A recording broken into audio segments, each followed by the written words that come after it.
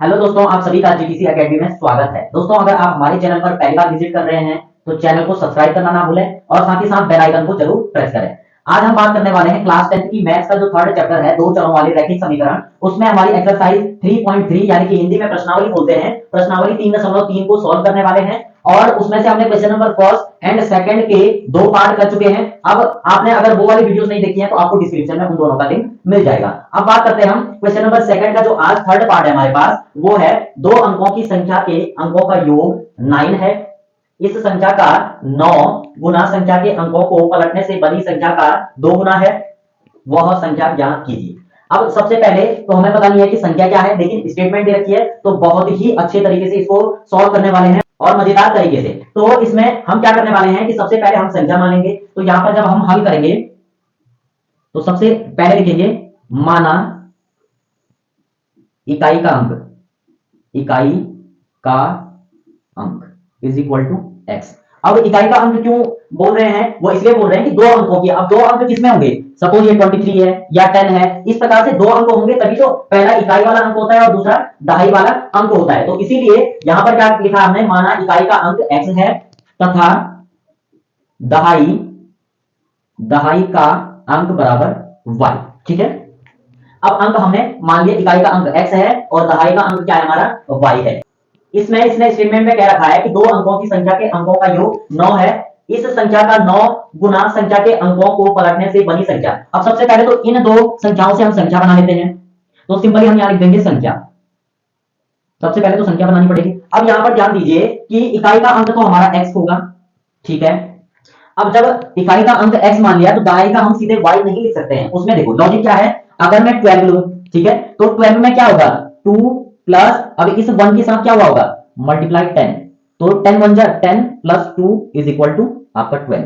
तभी तो आएगा आपका 12 जब हम इस दहाई वाले अंक में 10 की मल्टीप्लाई करेंगे। ठीक है, सेम चीज मैंने जैसे ये दूसरा नंबर लिखा है 22, तो 2 के साथ जब हम 10 मल्टीप्लाई करेंगे और प्लस इकाई का अंक जोड़ देंगे तो तब क्या होगा, 10 दूनी 20 हो जाएगा, प्लस और 3 यानी कि ये कितना हो जाएगा 20 प्लस 3 हो जाएगा तो 23। इस प्रकार से तो सिंपली हम क्या करेंगे, y के साथ मल्टीप्लाई कर देंगे 10 की और प्लस कर देंगे x।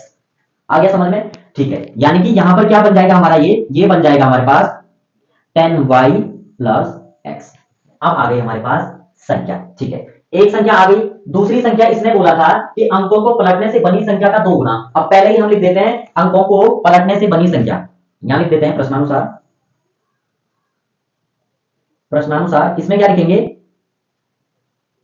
अंकों को पलटने से बनी संख्या, बनी संख्या। अब अंक कौन से हमारे, एक तो x है एक y है, तो अंकों को पलट देंगे तो बनी संख्या क्या हो जाएगी हमारे पास। अब देखो इस y की जगह x आ जाएगा, x की जगह y, यानी कि 10x प्लस y। ये हमने अंकों को पलट करके संख्या बना दी है। अब स्टेटमेंट का हम यूज करने वाले हैं, तो लिखेंगे प्रथम शर्तानुसार। क्या लिखेंगे, प्रथम शर्तानुसार। प्रथम शर्तानुसार क्या हो जाएगा इसमें हो जाएगा, सबसे पहले इसने बोला है दो अंकों की संख्या के अंकों का योग 9 है। तो दो अंक कौन से मान रखे हैं, पहला x है दूसरा y है, यानी कि इन संख्याओं के अंकों का योग, इन दोनों के अंकों का योग कितना है 9। इसको मान लो समीकरण फर्स्ट, ठीक है। अब करेंगे हम द्वितीय शर्तानुसार। तो द्वितीय शर्तानुसार इसको भी इधर लिख लेते हैं, द्वितीय शर्तानुसार। अब द्वितीय शर्तानुसार क्या है, इसने बोला है कि दो अंकों की संख्या के अंकों का योग 9 है। इस संख्या का 9 गुना संख्या के अंकों को पलटने से बनी संख्या का 2 गुना है। यानी कि इस वाली संख्या का कितना 9 गुना, और पलटने वाली संख्या, अच्छा पलटने वाली संख्या कौन सी है हमारी, ये वाली, यानी कि इस वाली संख्या का 9 गुना और पलटने वाली संख्या का 2 गुना होता है। कैसे लिखेंगे, यहां पर बिल्कुल ध्यान देना। यहां पर क्या हो जाएगा, संख्या कौन सी, ये वाली, तो इसका 9 गुना यानी कि 9, और संख्या कौन सी हो जाएगी 10y plus x is equal to. दूसरी स्टेटमेंट में इसने बोला कि पलटने वाली संख्या कौन सी है, पलटने वाली संख्या ये, तो इस वाली संख्या का 2 गुना है, यानी कि पलटने वाली संख्या का 2 गुना, यानी कि 2 से गुणा कर देंगे तो 2 10x प्लस y। ठीक है, अब इससे आगे इधर करेंगे, ठीक है। अब जब इसको सॉल्व करेंगे तो क्या आ जाएगा, इस 9 की मल्टीप्लाई ब्रैकेट के अंदर होगी और इस 2 की मल्टीप्लाई इस वाले ब्रैकेट के अंदर होगी। तो 9 की 10 के साथ करेंगे तो कितना आएगा 90y हो जाएगा और प्लस 9x, ठीक है, इज इक्वल टू 2 की मल्टीप्लाई 10x के साथ करेंगे तो कितना हो जाएगा 20x हो जाएगा प्लस फिर इस 2 की मल्टीप्लाई y के साथ होगी तो ये हो जाएगा 2y। अब x की टर्म वाले को एक साथ रख देंगे और y की टर्म वाले को एक साथ। तो यहां पर क्या करने वाले हैं हम, इस 90y के साथ इस 2y को इधर ले आएंगे, इस 9x को इज इक्वल टू के उधर, तो इसको लिख देंगे 90y, ये क्या है प्लस में है तो यहां के minus 2y is equal to 20x minus, क्योंकि यहां प्लस में तो यहां की माइनस हो जाएगा 9x। ठीक है, अब सॉल्व करेंगे, ये कितना हो जाएगा 88y इज इक्वल टू, इसको घटा देंगे तो कितना हो जाएगा 11x।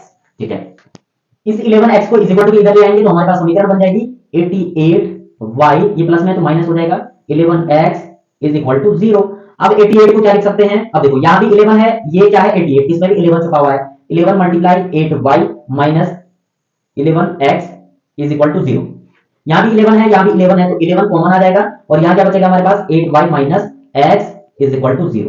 ठीक है, अब इसको इज इक्वल टू इधर ले जाएंगे तो ये अपॉन में चला जाएगा, और किसी भी डिजिट की यानी कि किसी भी नंबर की 0 के साथ अगर मल्टीप्लाई या डिवाइड करते हैं तो हमेशा उसकी वैल्यू क्या आती है 0 आती है, तो यानी कि ये अपॉन में चला जाएगा तो 0 हो जाएगा, डिवाइड करने पे हमारे पास समीकरण क्या आ जाएगी 8y minus x is equal to 0। ठीक है, अब चलो इसको ऐसे ही कर लेते हैं ताकि आपको कंफ्यूजन ना रहे, ये तो 0 हो जाएगा। अब इसको रीअरेंज करेंगे तो x को आगे ले आएंगे और ये क्या हो जाएगा plus 8y is equal to 0, ये हो जाएगी हमारे पास समीकरण सेकंड। अब हमारे पास समीकरण फर्स्ट आ चुकी है, समीकरण सेकंड आ चुकी है, हम क्या कर सकते हैं विलोपन विधि से सॉल्व कर सकते हैं। तो हम क्या करेंगे, समीकरण फर्स्ट को समीकरण सेकंड के साथ क्या कर देंगे जोड़ देंगे, तो यहां पर लिख देंगे समीकरण फर्स्ट व सेकंड को जोड़ने पर जब हम इन दोनों को जोड़ देंगे तो क्या हो जाएगा, समीकरण फर्स्ट क्या है x प्लस y इनके राइट हैंड साइड जुड़ जाएंगे और इसका राइट हैंड साइड क्या है plus minus x plus 8y। ठीक है, लेफ्ट हैंड साइड में क्या है इज इक्वल टू 9 प्लस 0। ठीक है, अब देखो यहां पर क्या हो जाएगा कि सिंपली इस प्लस की ब्रैकेट के अंदर मल्टीप्लाई हो जाएगी, तो ये हो जाएगा x plus y plus minus का minus x plus 8y is equal to 9 में 0 ऐड करेंगे तो 9 ही आएगा। अब यहां पर ये माइनस में है, ये प्लस में है, तो प्लस माइनस का माइनस होता है घट जाएंगे, यानी कि अपोजिट सिंबल कैंसिल हो जाते हैं। ठीक है, अब ये भी प्लस में है y, ये भी प्लस में है, तो ये कितना हो जाएगा, ये हो जाएगा हमारे पास 9y। ठीक है, 9y हो जाएगा इज इक्वल टू 9। अब ये यहां पर क्या है हमारे पास 9y जो है वह मल्टीप्लाई में इज इक्वल टू इधर ले जाएंगे तो क्या हो जाएगा अपॉन में चला जाएगा, तो ये हो जाएगा, इससे आगे इधर कर लेंगे y is equal to 9 upon 9, इस 9 से 9 कैंसिल हो जाएगा 1 टाइम, यानी कि y की वैल्यू कितनी आ जाएगी 1। अब y की वैल्यू हम निकाल चुके हैं, अब हमने निकाली है x की वैल्यू, तो y के मान को हम क्या रख देंगे समीकरण फर्स्ट में रख देंगे, तो यहां लिख देंगे y का मान समीकरण फर्स्ट में रखने पर जब हम समीकरण फर्स्ट में रख देंगे तो समीकरण फर्स्ट क्या है हमारे पास, समीकरण फर्स्ट है x plus Y is equal to 9, y की जगह क्या जाएगी y की value x plus 1 is equal to 9, x is equal to 9 minus 1, ये प्लस 1 इज इक्वल टू इधर जाके माइनस हो जाएगा, x इज इक्वल टू 8।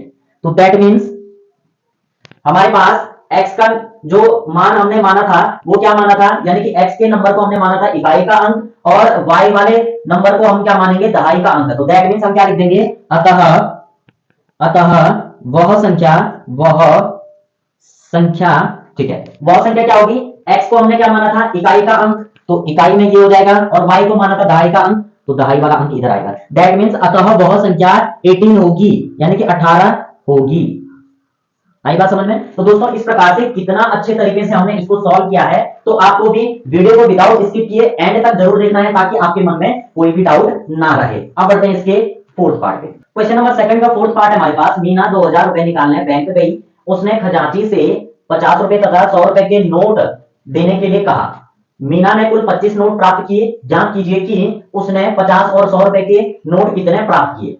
अब कोई लड़की है मीना, वो बैंक में जाती है और वो कैशियर से कहती है कि मुझे 2000 रुपए निकालने हैं और 50 और 100 रुपए के नोट उसको चाहिए। ठीक है, बैंक वाला दे देता है, लेकिन लास्ट में कह रहा है कि हमने पता नहीं कितने बैंक वाले ने 50 रुपए के नोट दिए और कितने 100 रुपए के नोट। तो सबसे पहले इनको मान लेंगे कि ताकि हमें निकालने में इजी हो। तो यहां जब हम हल करेंगे इसका, तो यहां लिख देंगे माना 50 के नोटों की संख्या, सपोज 50 के नोट थे x, सेम चीज 100 के नोटों के लिए, तथा 100 के नोटों की संख्या बराबर y। ठीक है, अब x और y मान लिया हमने। अब उसने बोला है कि इन दोनों नोटों को मिलाकर के टोटल कितने नोट आए उसके पास 25। तो यहां लिख देंगे कुल नोटों की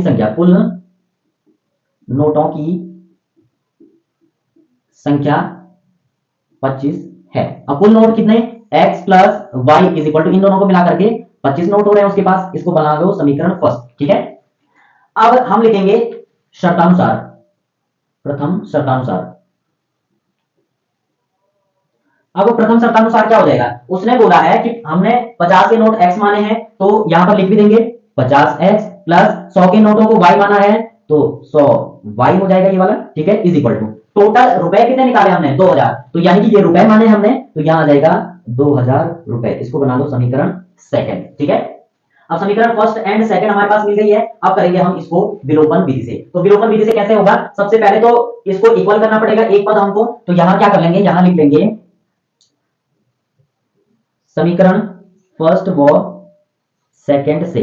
समीकरण फर्स्ट क्या है, x plus Y is equal to 25 और सेकंड है हमारे पास 50x plus 100y is equal to 2000, ठीक है। समीकरण फर्स्ट एंड सेकंड आ चुकी है। अब यहां पर जब आप ध्यान देंगे तो इस समीकरण फर्स्ट और समीकरण सेकंड में इन दोनों में से कोई एक पद हमको इक्वल बनाना पड़ेगा। अगर सपोज मैं x वाला पद ही क्या करता हूं, इक्वल बनाता हूं, तो मुझे समीकरण फर्स्ट में क्या करना पड़ेगा, 50 की मल्टीप्लाई करनी पड़ेगी। वो क्यों, क्योंकि 50x तो तभी होगा जब x के साथ 50 की मल्टीप्लाई करेंगे, तो दैट मींस यहां पर क्या लिखना पड़ेगा, समीकरण फर्स्ट में 50 से गुणा करने पर, गुणा करने पर 50 की गुणा हम अगर x के साथ करेंगे तो कितना हो जाएगा, 50x हो जाएगा, प्लस y के साथ करेंगे तो 50y हो जाएगा, इज इक्वल टू 25 के साथ 50 की गुणा करेंगे तो क्या आ जाएगा, 25 गुणा 50, ये जीरो, ये भी जीरो हो जाएगा, गुणा 5 पंजे 25 का 5 कैरी 2 5 दूनी 10 2 12, ये हो जाएगा 0 5 का 5 यानी कि 1250, तो ये हो जाएगा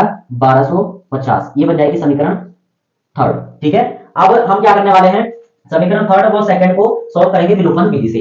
तो यहां पर लिख देंगे विलोपन विधि द्वारा, विलोपन विधि द्वारा, विलोपन विधि द्वारा क्या हो जाएगा, यहां पर समीकरण जो ये वाली है हमारी, ये क्या हो जाएगी, जो थर्ड है वो है 50x plus 50y is equal to 1250 और सेकंड समीकरण क्या आती है हमारे पास, ये 50x plus 100y is equal to 2000, okay. अब जब हम इसको सॉल्व करेंगे तो क्या आ जाएगा, देखो ये प्लस में है तो माइनस हो जाएगा, ये तो कैंसिल हो जाएगा, ये प्लस में है तो माइनस हो जाएगा, प्लस माइनस का माइनस सिंबल आपका क्या आ जाएगा, बड़े नंबर का 50 में से 100y घटाएंगे तो 50y आएगा, ठीक है। 2000 में से 1250 घटा देंगे तो कितना आएगा, ये आ जाएगा 2000 में से अगर मैं 1250 घटा दूं तो कितना आएगा, 0 का 0, ये 10 हो जाएगा, 5 या 9 ये 7 0 यानी कि 750, ये आ जाएगा 750, ठीक है। अब मुझे y की वैल्यू निकालनी है, ठीक है, तो y के इज इक्वल टू इधर ही रहने दो। अब यहां पर भी क्या होगा, हमने घटाया ना तो सिंबल आएगा बड़े नंबर का, इस माइनस से ये माइनस कैंसिल हो जाएगा, ठीक है। तो y is equal to 750 upon 50, क्योंकि ये यहां गुणा में है तो इज इक्वल टू इधर जाके अपॉन में चला जाएगा, ये 0 से 0 और ये 15 टाइम, 15 पंजे 75, तो y की वैल्यू कितनी आ गई 15। अब इस y के मान को समीकरण हम क्या कर देंगे, फर्स्ट में रख देंगे, तो यहां से हमारे पास x की वैल्यू आ जाएगी, तो यहां लिख देंगे y का मान समीकरण फर्स्ट में रखने पर समीकरण फर्स्ट क्या है हमारे पास, x plus y is equal to 25, x plus ये क्या है 15 इज इक्वल टू 25, ये प्लस में इज इक्वल टू की तरह आगे क्या हो जाएगा minus, x is equal to 25 minus 15, x is equal to 10, यानी कि x की वैल्यू क्या आ गई 10 और y की वैल्यू क्या आ गई 15। तो x को क्या माना था हमने 50 रुपए के नोट, तो ये आ गया 10 और 100 के नोटों को कितना माना था हमने, y माना था तो 15 आ गया, यानी कि लास्ट में क्या लिख देंगे, अतः 50 के 10 नोट तथा 100 के 15 नोट किसको प्राप्त हुए, मीना को, 15 नोट मीना को प्राप्त हुए। तो दोस्तों इस प्रकार से जो हमारी एक्सरसाइज 3.3 है उसका क्वेश्चन नंबर सेकंड का जो फोर्थ पार्ट है उसको सोल्व कर लिया है। अब बढ़ते हैं लास्ट पार्ट की तरफ। क्वेश्चन नंबर सेकंड का फिफ्थ पार्ट है हमारे पास, किराए पर पुस्तक देने वाली किसी पुस्तकालय का प्रथम 3 दिनों का एक नियत किराया है तथा उसके बाद प्रत्येक अतिरिक्त दिन का अलग किराया है। सरिता ने 7 दिनों तक एक पुस्तक रखने के लिए 27 रुपए अदा किए, जबकि सुशी ने एक पुस्तक 5 दिन रखने के लिए 21 रुपए अदा किए। नियत किराया तथा अतिरिक्त किराया दिन का किराया क्या होगा, यानी कि अतिरिक्त दिन का किराया क्या होगा। हमने क्या निकालना है, नियत किराया निकालना है, और प्रत्येक अतिरिक्त दिन का किराया कितना होगा। नियत मतलब 3 दिन का कोई फिक्स रुपए होगा, और उसके बाद जैसे जैसे दिन बढ़ेंगे वैसे वैसे उसमें एडिशनल यानी कि जो अतिरिक्त दिन होंगे उनका अलग चार्जेस होगा। तो वही हमको निकालना है। तो सबसे पहले हमको क्या निकालना है, जब हम हल करेंगे तो इसमें हो जाएगा माना माना पुस्तकालय का नियत किराया is equal to x rupees, तथा अतिरिक्त अतिरिक्त दिन का किराया बराबर वाई रुपए। ठीक है, अब हमने जो नियत किराया है उसको x मान लिया, और अतिरिक्त दिन का जो किराया है उसको हमने y मान लिया। अब सबसे पहले स्टेटमेंट में क्या बोल रहा था कि जो 7 दिन का किराया है वो कितना दिया है, 27। तो प्रथम शर्तानुसार लिख देंगे, प्रथम शर्तानुसार। ठीक है, इसने बोला है 7 दिन के लिए कितने रुपए दिए, 7 दिन के लिए 27 रुपए, तो ये हो जाएगा 27 रुपए। ठीक है, अब नियत किराया कितना है, x रुपीज, तो नियत का तो सेम ही रहेगा, यानी कि x। टोटल दिन कितने थे, 7। तो इसने बोला है कि प्रथम 3 दिन यानी कि 7 में से 3 दिन तो नियत किराया आएगा। ठीक है, 3 दिन नियत किराया आ गया। उसके बाद जो अतिरिक्त दिन कितना था, 7 में अगर 3 नियत किराया है तो 4 क्या हो जाएगा, अतिरिक्त किराया, यानी कि 4y इन दोनों को मिलाकर के कितना देना पड़ रहा है, 27 रुपीज। इसको मान लो समीकरण फर्स्ट। ठीक है, अब द्वितीय शर्तानुसार, द्वितीय शर्त में क्या कह रहा था, द्वितीय शर्तानुसार। अब द्वितीय शर्तानुसार क्या होगा, जो सूची है उसने 5 दिन के लिए कितने रुपए दिए, 21 रुपए। तो क्या हो जाएगा, 3 दिन तो नियत किराया था प्लस यानी कि 2 दिन एक्स्ट्रा, तो y इज इक्वल टू 21 रुपए। इसको मान लो समीकरण सेकंड। ठीक है, अब करेंगे हम इसको विलोपन विधि से, क्योंकि समीकरण फर्स्ट आ चुकी है, सेकंड आ चुकी है, तो यहां लिख लेंगे विलोपन विधि द्वारा। विलोपन विधि द्वारा यहां पर आया समझ में, ये नहीं लिखा है मैंने, सीधे सीधे ये लिख दिया। अगर आपको कंफ्यूजन रहेगा तो यहां लिख लेता हूं मैं, 5 दिन के लिए 5 दिन के लिए कितना किराया देना पड़ता है, 21 रुपीज। तो उसके बाद क्या हो जाएगा, नियत 3 दिन का किराया तो x रुपए ही रहेगा, उसके बाद 2 दिन एक्स्ट्रा हो रहे हैं, तो 2 दिन का अतिरिक्त हमने क्या निकालना है, किराया निकालना है, और टोटल रुपीज उसने कितने दिए, 21 रुपए। तो विलोपन विधि द्वारा क्या हो जाएगा, सिंपली जब हम सॉल्व करेंगे तो समीकरण फर्स्ट क्या है, ये रही हमारे पास x plus 4y is equal to 27। Second क्या हो जाएगी, ये वाली समीकरण x plus 2y is equal to 21। अब करेंगे इसको सॉल्व, यहां पर क्या हो जाएगा, प्लस है तो माइनस हो जाएगा, यहाँ भी प्लस है तो माइनस, यहाँ भी प्लस हो जाएगा तो माइनस, यानी कि समीकरण फर्स्ट को समीकरण सेकंड में घटा देंगे हम सिंपली। तो यहाँ पर क्या हो जाएगा, ये अपोजिट सिंबल है, सेम है डिजिट हमारे पास, तो इसको कैंसिल आउट कर देंगे, प्लस माइनस का माइनस, तो 4 में से 2 घटाएंगे तो 2y इज इक्वल टू, ये कितना बचेगा, 27 में से 21 घटा देंगे तो माइनस, अच्छा माइनस नहीं आएगा, सिंबल तो बड़े डिजिट का आएगा, प्लस में है तो ये आ जाएगा 6। अब y की वैल्यू निकालनी है तो इससे आगे इधर करेंगे। अब हमारे पास क्या है, 2y इज इक्वल टू 6, तो y को इधर ही रहने दो, 6/2 हो जाएगा, तो इस 2 से ये 6 कट जाएगा, तो y की वैल्यू क्या आ गई, 3।